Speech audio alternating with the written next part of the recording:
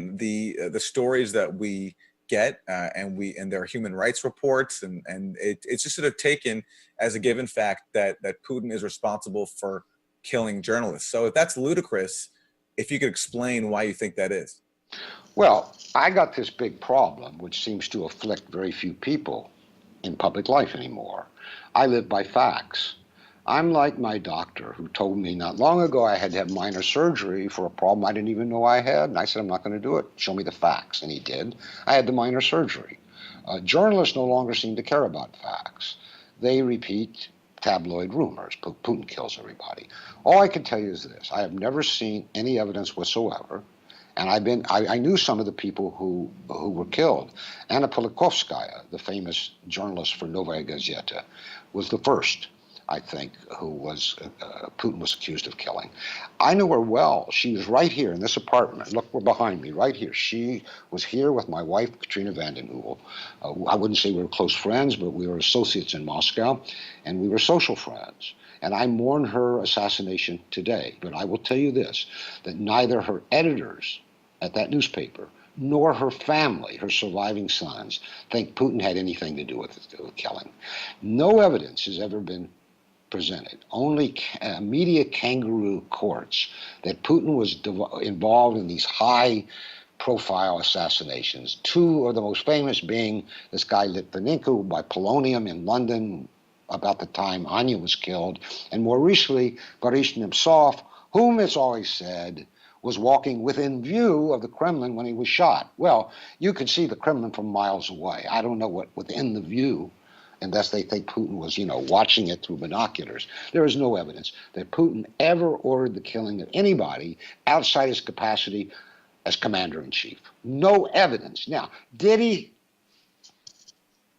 But we live, Aaron, and I hope the folks who watch us remember this. Every professional person, every decent person lives or malpractices based on verified facts. You go down the wrong way of a one-way street, you might get killed.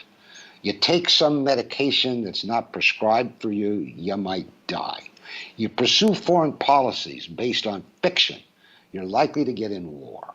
And all these journalists, from the New York Times to the Washington Post, from MSNBC to CNN, who churn out daily these allegations that Putin kills people, are disgracing themselves. I will give you one fact, one fact, and you could look it up, as Casey Stengel used to say. He was a baseball manager, in case you don't know. There's an organization called the Committee to Protect American Journalists. It's kind of iconic. It does good things. It says unwise things.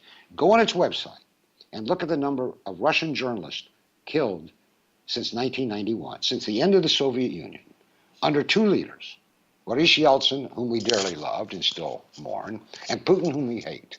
Last time I looked, the numbers may have changed, more were killed under Yeltsin than under Putin. Did Putin kill those in the 1990s? So you should ask me, why did they die then? And I can tell you the main reason. Corrupt business. Mafia-like business in Russia. Just like happened in the United States during our primitive accumulation days. Profit seekers killed rivals. Killed them dead in the streets, killed them as demonstrations, as demonstrative acts.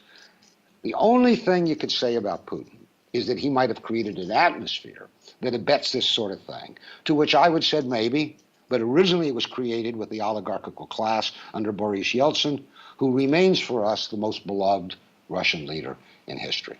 So that's the long and the short of it. Go look at the listing on the Committee to Protect Journalists.